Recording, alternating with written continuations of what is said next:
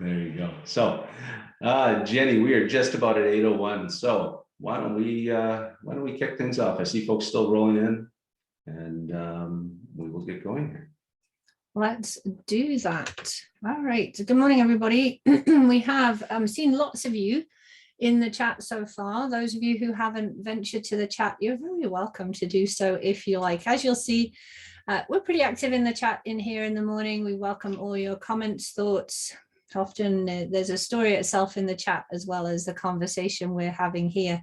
There's also a Q&A in your toolbar as well. And if you have a particular question that you would like answered, pop your question in there. It's way easier for Craig to find it. I have two screens. See me looking this side, I see my chat and a list. Craig's got like 3 screens. And so if you pop it in the Q&A, he can find it quickly and we'll make sure that we get your questions answered. If you just sit back and enjoy your coffee, fantastic, do that too. Welcome wherever you're joining us from this morning. The photo that you can see on the slide deck right now is Heritage Hall, for those not based in Calgary, the castle, as my kids used to call it when they were little. And it's one of our oldest buildings on campus, holds a story of its own, and was built, I believe, in 1912. And I think our first, I'm not sure that the term was president then, was Dr. Miller. Long before that, these were the grounds of the Treaty 7, the hunting grounds of the Treaty 7. And the stories that sit behind our land are really important. And us acknowledging and recognizing that there is a story and there is a heritage is also supremely important. So today, we recognize that we are on the traditional territories of the Blackfoot Confederacy. That encompasses our Indigenous people of the Siksika, the Piikani, the Kainai, the Tsuut'ina, the Stoney Nakoda, and the Northwest Métis homeland. SAIT acknowledges all the people who make their homes in the Treaty 7 region of Southern Alberta. Every time we join here on screen, we have people from across Canada and beyond in some weeks as well. So wherever you are today, thank you for just taking a moment, recognize the story, recognize the heritage of the land where you're living and learning, and hopefully at some point today, laughing as well. Thanks, Craig. Thank you, Jenny. Beautifully done, as always. So we're here this morning to talk about boundaries. And I'm curious, I'm going to throw it out to the audience and see, you know, obviously you've joined for a reason. The topic of boundaries struck a chord with you. So curious as to why this is such an important topic, or perhaps why it's a difficult topic or a difficult thing to do. Just some of your thoughts around this. We're going to give it a second. And Jenny, if folks are still drinking their coffee, in a few seconds, we'll come to you for your answer on this. Donna's, yeah, it's an interesting point. With all of us getting back to the office or back to work, I would suggest the changing landscape with hybrid as well has probably resulted in some issues popping up here. It feels challenging to tastefully set boundaries. I like that, Jody. That's an interesting spin on it, isn't it? To be tasteful with it. A little difficult to say no when I feel my leadership said yes to all requests. I feel like boundaries are hard to set and feel confident in setting. Interesting, yeah. Lots of directions we could go here, Jenny. So folks, please do feel free to keep adding your comments. And of course, as we go along, you know, we will always keep checking in. I see we do have one question that'll tie in with some of this in a bit. So we'll get to that when we do. But Jenny, where do you want to go from here? I think, we can go me, we can go you, we can go the whole thing. So yeah, boundaries, let's pick up on the boundaries are hard to set. There's so many good things in this chat already. I'll leave that to you, Craig, to weed out where we go next. But, you know, one of the first things that we need to do, and I'm going to come clean here. This is a bit of a healer, heal thyself. This is difficult. Like when I say today, this is difficult, this isn't me having recovered, improved, or just kind of getting it. This is difficult. And so what makes it difficult? So I think we have to look here, because one of the most important points, and I look this way, we do have some slides. We'll send you the slides. We might not always bring the slides up, but you will get them.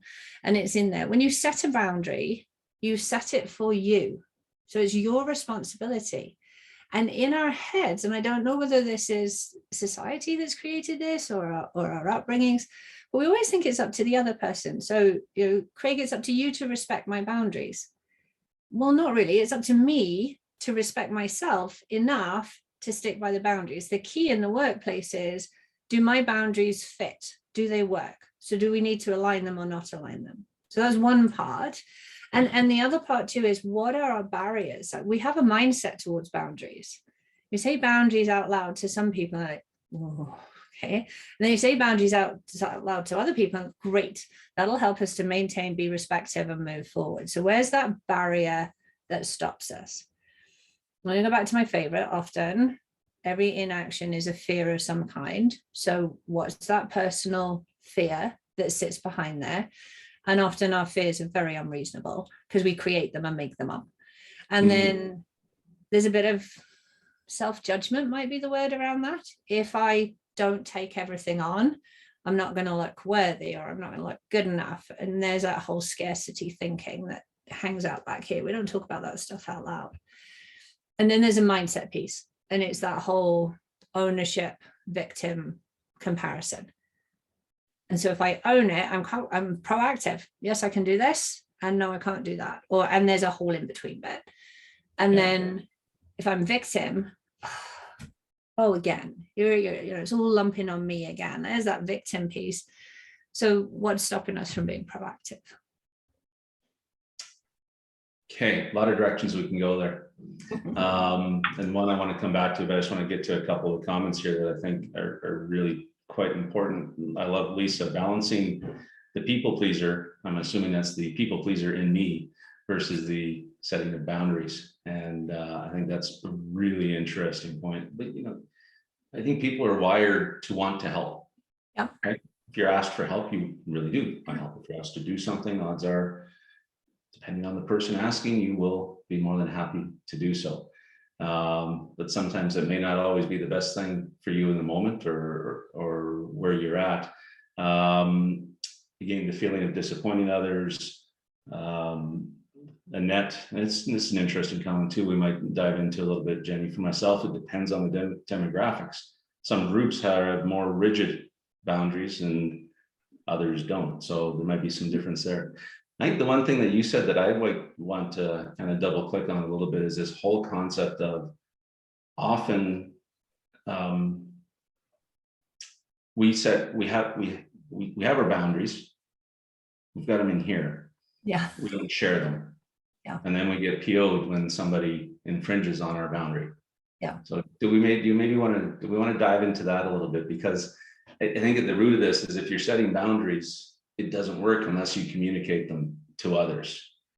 So I think you just answered the question. Okay, we'll move right along then. but that's absolutely spot on. And so we create these boundaries in our head, and it's like so many things, because we say them so often to ourselves in our head. We think that they're a thing. We forget that we haven't said them out loud anywhere. And then the word violates is really strong, but somebody pokes them and we get all triggered and annoyed. We go into stress response and we're mad because you poked my boundary and you've got absolutely no idea. So now I'm mad at you. We've got that whole chemistry going on. You're none the wiser. You have no idea at all. And so the piece that you said that I believe answered the question is, they are, to a degree, they're an expectation. They're also a line of respect, and it's my self-care. So I need to speak out loud to that. And that becomes easier when we realize that most of our boundaries are set by our values. And that actually, for those who are looking for a way to make it easier, that one's worth contemplating. And so, one of my, if not the highest value I hold is my family. It becomes a really clear-cut, easy answer if it's going to get in the way of something that is essential there. The piece is having the conversation out loud. Yeah, exactly. And so Mary was kind of touching on this here in the chat. So we sometimes don't even know boundaries exist until they are crossed. Yes. Yeah. And so that it raises a really interesting point in this, is that like at some point you're going to know your boundary's been crossed, right? And then you have to either shut up and take it, Yes. or stop and communicate, right? Yeah. So the first time, and I think where people probably get hung up on this, and it can go back, I feel like boundaries are hard to set and feel confident in setting. Great comment, Tara. It's how do you then start that conversation? Because I think there's a fear of, well, Jenny, this is a boundary you just crossed for me. It's going to be coming out of the blue. It's in one way or another. It's either going to come out of the blue in the request, or it's going to be this really awkward conversation up front for me to sit down with you or my team and say, hey folks, here are my boundaries. Yeah. So thoughts on how do you even start, or how do you handle that conversation to make it seem less awkward? You think if that's important? We don't like awkward. We don't like discomfort. No. And that's a real part of it. So I'm going to backpedal a little bit. If we're into that people pleasing piece, I'm going to say yes to everything, because in the immediate term, a lot of it's fun and exciting. That's the trap I fall into. Everything is, I think this is cool. Oh, that'd be fun. Yeah. And then I'm like, oh, geez, how am I going to do all of this? So for me, it is looking long term rather than short term. So again, I'm coming back. We have to do the work first. And, your boundary's been poked a little bit. Okay, is that a today because you're stressed, or is that this can't work? Like I am now being defensive the whole time, or I'm operating in anxiety. We're not going to work well in those situations. So once again, come this way first and get the reality over it. And then how do you have the conversation? Sometimes you don't. Like sometimes it's to yourself and say, okay, that hurt a lot. I'm not going there again. And here's how I'm going to handle that next time. So, you come, I say something to you and you can feel that trigger. Like when we know ourselves, you can feel that sensation, that rise. And that's one of, often those, how do we know when those boundaries are being crossed?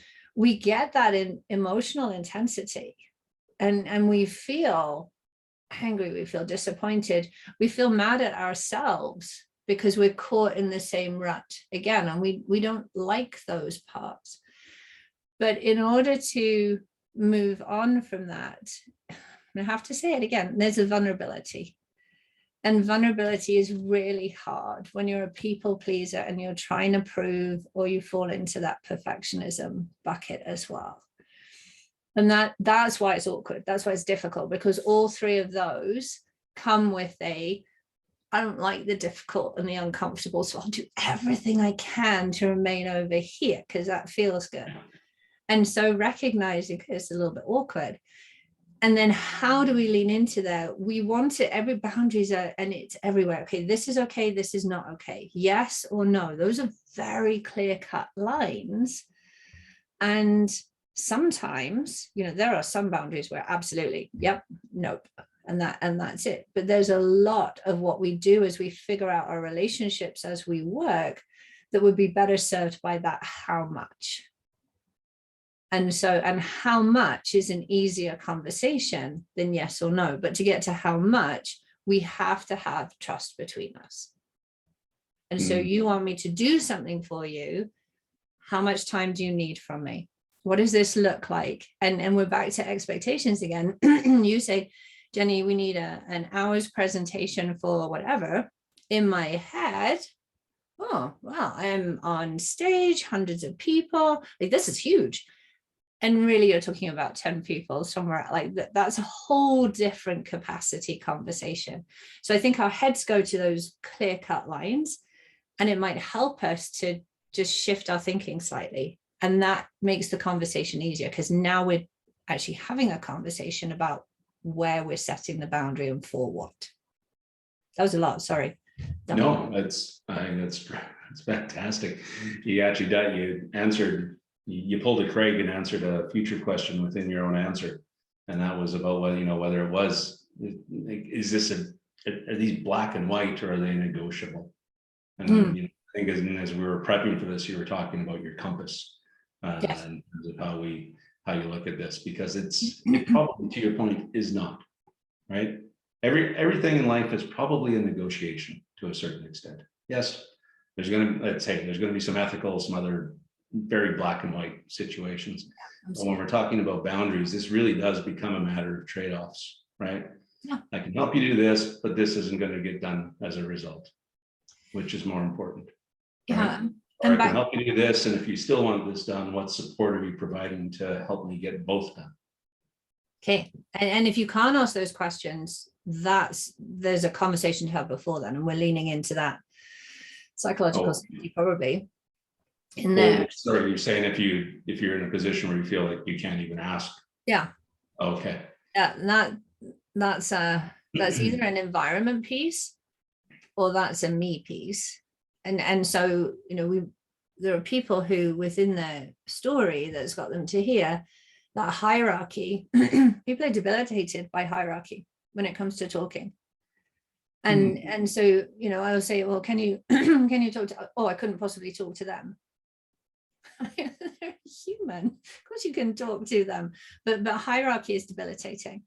And so I think that's a curious piece for leaders in here to recognize, it's not your job to change your story, but it is your job to create an environment where that's a conversation, and excuse me, that's a conversation that has a 50-50 voice share in it. And that means we're both talking, which comes to your point of, whether it's a negotiation or a collaboration, it's still a conversation. And in the chat had a good point there. Some groups have more rigid boundaries. Like, that's really interesting. If your style doesn't do well with rigid boundaries, then what are you going to do about that? And sometimes that's navigating it. Sometimes it's understanding where the rigidity comes from. And you and I were talking about this too. Like, this is not about, well, I think I'll work 3 hours a day. How does that work for you? We have a day job to do. So where does the rigidity come from? What's that?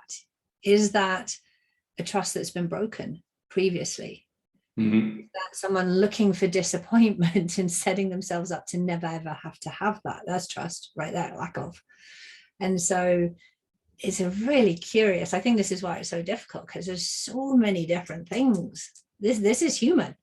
Yeah. That makes it interesting. Yeah, 100%. Stephanie, that's a really interesting comment. Some leaders use that hierarchy to separate themselves from their people. My gut, Jenny, you talk about boundaries being triggered in your head, and my first reaction to that one is run. I don't want to work there anymore. They say that their door is open for you to come talk to them, but they don't really mean it. I think we've all had those leaders, unfortunately. And that's a tough one. It really is. And it kind of feeds into a couple of the questions that are here. So I'm going to come to those. And that, the first one is, do you have any tips for leading up? How to manage your manager if they are not an effective leader? And I think that kind of ties with this. I hope that question is not from my team. No.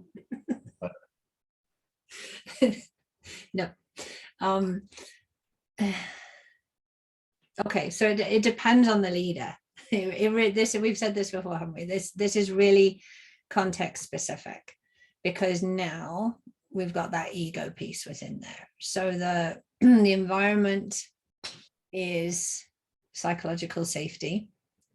And if you don't have psychological safety, so often when I'm introducing what is psychological safety, because there's so many different strings on it now and people get very confused.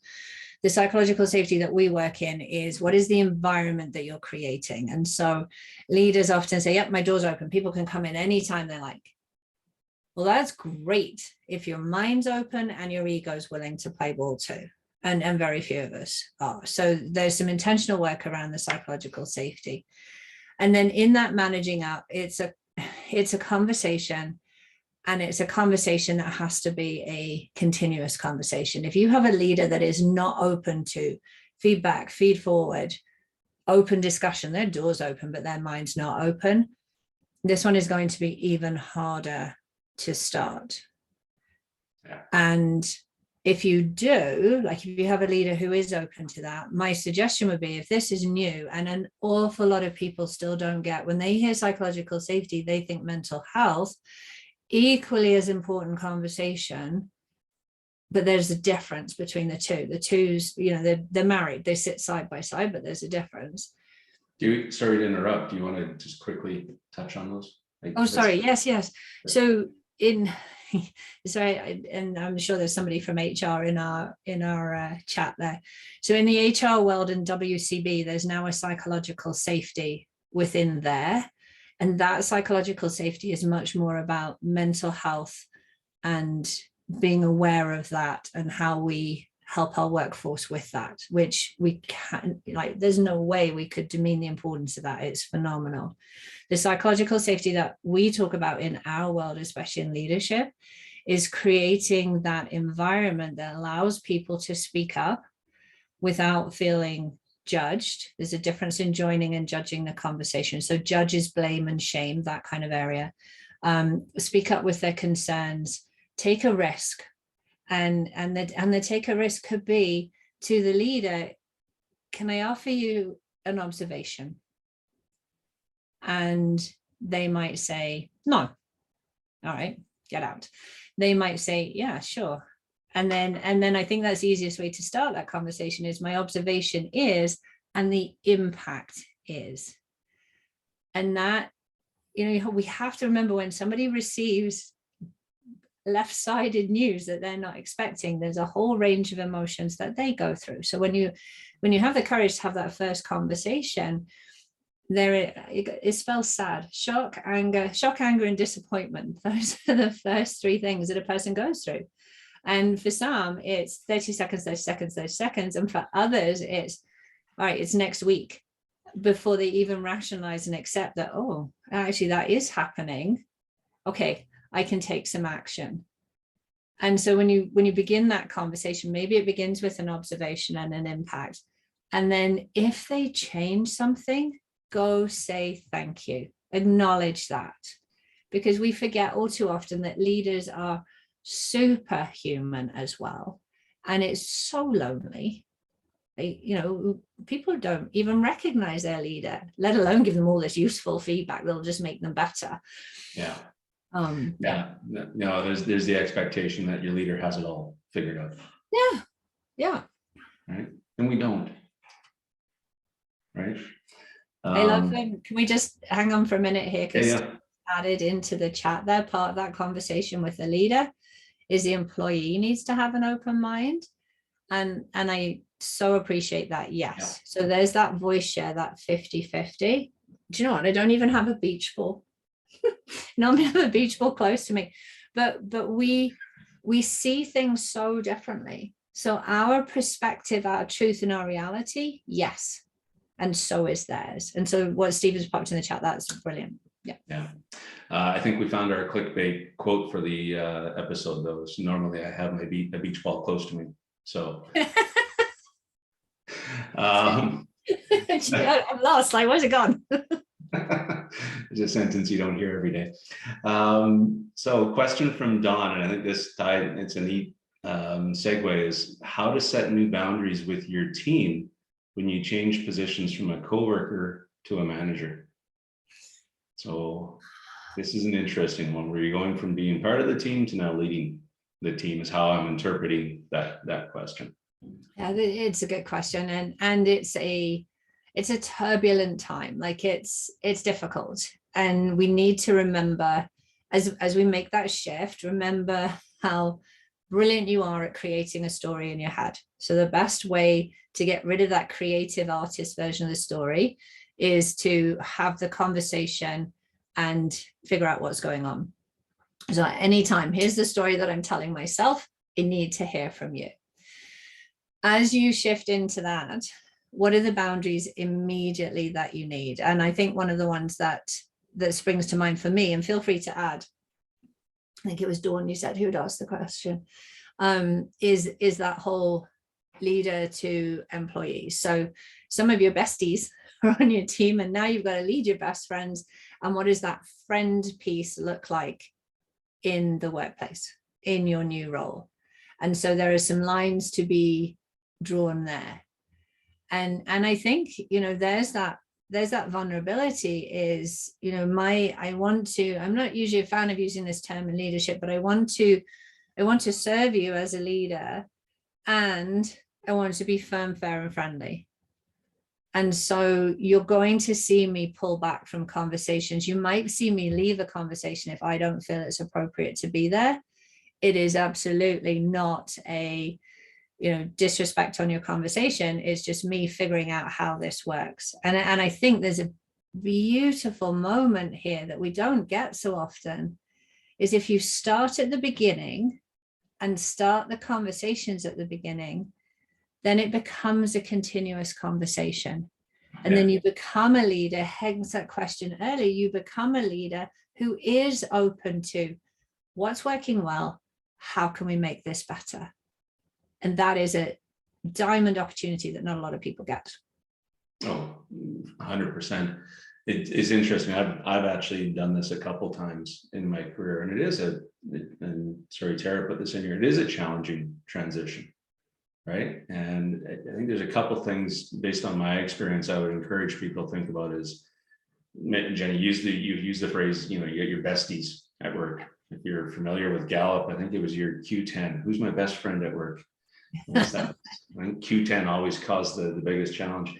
But I think the other thing you really need to think about this, and I don't want this to sound cold, I don't want this to come off the wrong way, but you need to think about whether they truly are friends or if they're coworkers that you just get along with really well. In my mind, there is a difference, right? Yeah. And so, you know, as you make that transition into leadership, and you're obviously doing this for a reason, for your career, for your fulfillment, you need to really think about it. It becomes a boundary, right? Like we're talking about here, and you really need to think about, okay, is this really my friend, or is this somebody I just had a good time with at meetings and in the hallway and so on? So consider that. But the other piece of having that conversation and being vulnerable enough to sit down with somebody that you used to sit down at meetings with or go out with and have a beer, and now you're changing, but to be able to say that, and frankly, if they can't respect that, that's on them. It's not on you. So it is an awkward one, but it can be done well. And if you've been in that position for a while and things aren't going well because you haven't been able to figure out how to set that boundary, I think I'll go back to my Intellivision from 1982. You hit the reset button and sit down with your friend again, or your direct report, and say, listen, we need to have a reset here. I should have done this 6 months ago when I started the role. This is on me. So yeah. And too, I want to, you know, when I think of the true friends I have, friend is going to help you, period. 100%. Yeah. Just as you would help a friend. Yeah. Period. Yeah, and so the only other nuance to that one is if you were in competition with that friend, coworker for the role, yep. that becomes an interesting one as well. So because we're human, yes. Yeah. Beach ball. Oh, it's a hand. It's cool. Oh yes, yeah. Great comment, Rick. Thank you, Rick. Yes, there you go. So you don't always have to have a beach ball handy, Jenny.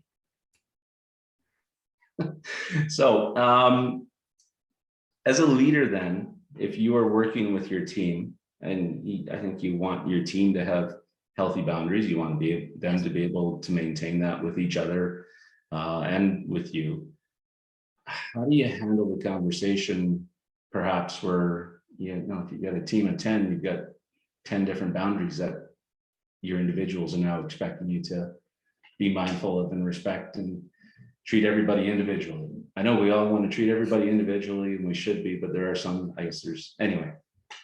Yeah.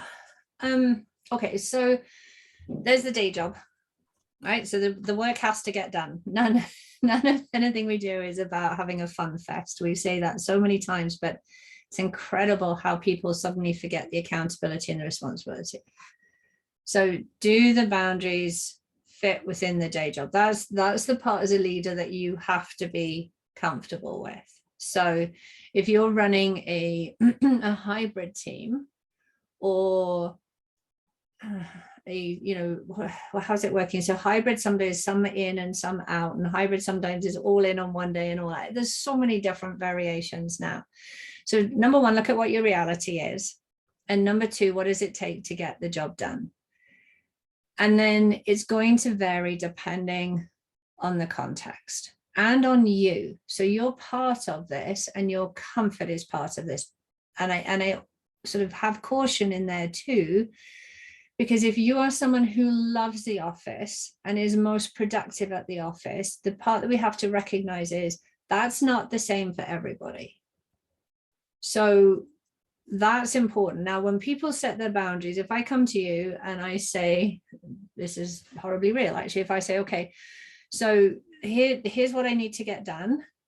And because I work from home, I need to know if there's a must be time to be available. And you're like, well, no, not really, unless you're booked for a meeting. Okay, in which case, I am going to often be absent for a couple of hours in the afternoon, but you will see me on my computer at night. And then, and here's the important part, you've got people on your team who only are going to work 8 till 4 or 8 till 5 or 7, whatever the thing is. And that's the conversation that needs to be out loud. We don't need to sort of give away people's, home lives if that's not what they want, but it's an understanding that everybody's accountability and responsibility is to get their job done, to whatever that looks like. And here's how it's happening. And are we all, here's the okay, not okay, are we all okay with that? Actually, no, I'm not okay if Jenny's sending emails at 11 o'clock at night. That is intrusive and I feel the need to respond. Okay, so there's two options there. One, if you don't like emails at 11 o'clock at night, why are you looking at your email at 11 o'clock at night? Hold your boundary and turn your computer off. Two, depending which way you flip there. All right, Jenny, it's fine that you're on your computer. Can you set the, what is it called? The delayed send that sends it the next morning. There's it's a dance, actually. It's not a tension. It's a dance to get to the other side. So I think there can be different boundaries, and I think there's team boundaries too. Like when we look at productivity and efficiency and all those things, if you say, we're not going to be in meetings on Thursday mornings, that is the time when we're going to do this. Then your job as a leader is to help to protect that time and to support that protected time. I picked an awful time as an example, but yeah. So it works everywhere we go. And each time we're back to, sometimes, and this is the conversation, is it a clear cut yes or no? And is there a how much in there? And Mary said it earlier, way earlier in the chat, these change as well. Yeah. And so the conversation does have to be continuous. Oh, 100%. And I think especially through this last, let's call it this last 9 months or so, as we've started to see the transition back into the office, full-time, part-time, whatever that is. I think there's probably been more tension and stress and confusion and anxiety around this period than perhaps there was before, where it was for most people. Obviously, I'm not saying that everybody online here had the luxury of being able to work at home, right? So yeah, this period I think has been especially challenging for organizations and individuals as we work into this new rhythm, and I think it's starting to shape up a little bit. Interesting question here, and I think this does tie in very well on it, whether this is we'll see here. So how do you manage the leaders if they don't want to make decisions, which has caused some employees to become quiet quitters? And I'm smiling because we were chatting about quiet quitting earlier this week as the team, and trying to figure out if quiet quitting is the new pet rock or the new just the new fad, or or is it just simply acting your wage? But just curious. So I made the bold statement the other day that quiet quitting had died, and then my social media, my phone must have heard me because it's still popping up everywhere. Okay, so Now I've forgotten the question because I was laughing at pet rocks. Yeah, how do you manage the leaders if they don't want to make decision, which has caused some employees to become quiet quitters? So I think there's probably a bigger question in here is, is how are boundaries and leaders perhaps contributing or not contributing to Yeah. I'm going to flip it just slightly to start with. If you're a leader and you think that you have quiet quitters, if you've noticed a change, that is 100% a flag to you that there are conversations missing that need to be had.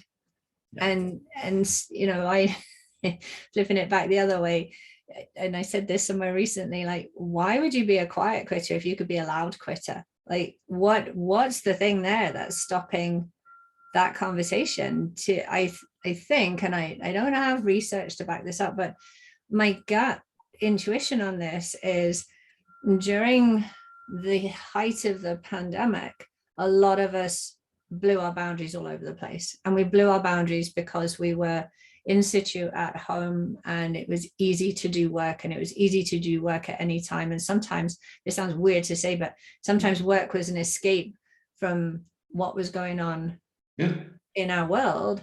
And so we blew boundaries left, right, and center. And we also worked extremely hard to keep it all going. And in some places, there hasn't been recognition.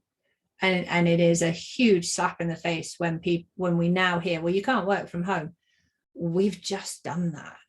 And so there's two sides to that, as always. If you have a leader that can't make a decision, this is going to be a popular thing to say, but can you as a team make some decisions between you that still gets the job going and rolling, and then take those decisions to your leader and say, what we're looking for is clarity on, are you okay with this? And we force them into a yes, no. And if they've got a conversation in their head, it'll lean to how much. Yeah. And Justin, you're absolutely right. Quiet quitting's been around for about 2 decades now. Just gets renamed every time it resurfaces. Yeah, 100%. Somebody put the comment in the Q&A, but is it quiet quitting or is it engagement? Yeah, it's engagement. 100% is engagement, which is why it's a flag. And that's cool, actually, because I think a lot of companies have focused so hard on staying alive, maintaining, doing what they need to do, that the focus has completely shifted away from culture and leadership. And there's so many leaders out there who they need some help and they need some support, and that can come from the team, and that can come from the organization as well. Yep. One final question here before we get into the wrap up, Jenny. The pandemic has changed our comfort level with setting boundaries in a good way. Mm-hmm. And what happens when someone's boundaries seemingly conflict with what's best for the organization? What can we do as leaders when someone's boundaries are reasonable in general, but in certain circumstances or staff positions do not work? I think that's a great conversation. I think that's what we want as humans is to be seen, heard, and understood. And so having that person talk about what's behind it, having reality as it is, whatever the domains of that job or the lines of that job is, and then having the conversation around, what do we need to move forward? Is this a situation where actually we could collaborate and we could make it work if we looked at it slightly differently? Or is this a compromise? Is there a give in there? And in some cases, it will be a difficult conversation and there'll be some very hard choices to be made.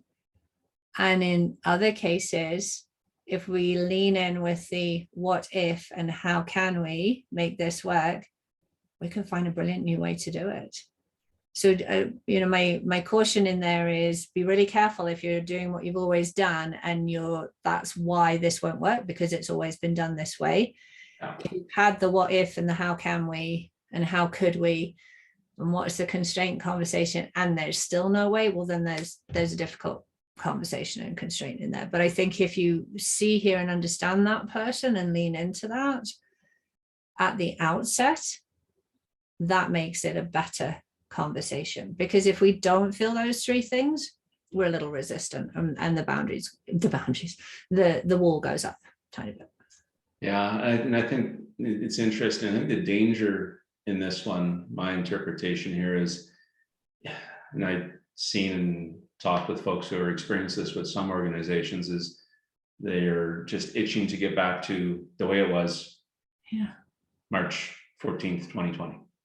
But I think the realization or the actuality is that the way we did it before probably isn't going to happen again. There may be some specific roles and jobs and where it has to be, and odds are it was like that through all of it as well, because that's the way it had to be done. And so if we're thinking about knowledge workers or office workers, and so much of that has now changed that there's no need for it to go back to the way it was. My flag would be is if you have an organization who simply saying, well, we can do it now, so we're going to do it, and we're not going to be open to the conversation around different ways of doing it. Right? This organizations with the sunk cost fallacy of, well, we've got the lease and we've got the space, so we might as well use it. Yeah, I still hear that occasionally. That one just boggles my mind. If somebody feels there's a good argument for it, I'd love to hear it in the chat. I totally get socialization, connection. You know, we found ways with our team to now bring them back together occasionally. But in terms of getting the actual work done, maybe not. Right. Yes, Michael, it's just about 7:45, and I have to smile. I appreciate that. The wrap up already. But Jenny's got some good nuggets in the wrap up to share. So we do want to roll into the big idea. We really didn't use any slides, like we're still here. To be fair, you did use that one to start with. Where are we going to? 11. Oh. See if this comes. There we go. Okay, so just in case we have anybody here who's never been here before, thanks for staying here today. We always finish with one big idea, 2 things that you can take away and use straight away if you want to, and 3 questions. And Craig will smile because it really is just 3 questions today, not 4, not 6, just 3. So the big idea, I think this is really important. I think we have to remember that we set boundaries for ourselves. This is self-care. And when we do set boundaries, we really lean into that ownership mindset. So we're being proactive in designing the life that we want to live. As we've heard in this, often it's a conversation. But there is absolutely like build your brick wall, but know where your gates are. I didn't realize that before I put the slide in there, but that kind of works. So, be proactive in designing your life. And remember, when you set a boundary, you set it for you, not them. Okay, so you stick to that. You have to hold to that. And there's the self-care piece. Respect yourself enough that it is okay to say no. Now, in saying no, how do you say no to your leader? This is one that we often get is, can I actually turn something down that comes from my leader? That's a really difficult one to answer, and people struggle with that all the time. So one of the sort of tricks, and we talk about this a bit in time management actually, is when a leader comes, let's say Craig, you come to me and you say, Jenny, can you do this for me? If I share my to-do list, if I share my priorities, I say, okay, here's what I'm working on, and I don't have the capacity to take that on as well. You'll look at that list and guaranteed you're like, what are you still working on that for? Like that can come off. And oh yeah, okay, let's take this off your list. Take care of this for me. And then you have whatever it is that we've taken off to delegate to someone else, to push down in the priority line. But that's a way easier conversation than, no, I don't think I can do that. We struggle with that, especially in that hierarchy piece. So, be clear. And the more virtual you're working, the more important this is. Be clear on the priorities. And when you're looking to say no, check your capacity, check your commitments. That's the conversation that you're having. And then the second one, my husband walked in when I was building this slide. He goes, well, that's a nice slide, isn't it? And so there's a real point in it, though. If you ever look at people's gravestones, they never say answered emails at 11 o'clock at night, worked every hour that God sent, did this. It talks about loving fathers, sibling relationships, great people. And so if you struggle with how do I say no? How do I even say how much? Remember that when you say yes to them, you're saying no to yourself. And then ask yourself if you're okay with that no. And that for me has been an absolute game changer. I actually heard it on a CBC radio show like 8 years ago, and I've lived by that ever since, and it does help. And then the 3 questions that I think we need to leave with today is check in on your own mindset. Are you hanging out in the victim? Life's all happening to me and I have no control. Or you're operating in your ownership mindset. Okay. Life happens, I design, I create the life that I'm in, and we can all do that to an extent. Where or for, could you ask how much? There's lots of areas where we think it's a clear-cut yes, no, maybe we could dance in that space and make it a how much conversation. And then there's boundaries all over the place. So, where are you missing it? And you'll know where you're missing it when you feel anxious, irritated, annoyed. There's probably a boundary that's being stretched there. So take a peek at those lines that you need to draw.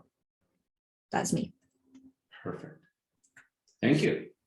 Oh. And we're back in a couple of weeks, maybe a little bit of a different spin. Next week. Is it next week? It is. Yeah. You're right back next, right? We're back. Evidently, we've been picked up for a second season. So perhaps a little bit of a spin on a normal conversation looking at business writing, but folks, everything we're talking about here all comes down to conversation and communication. And so I think there's a really important piece in here.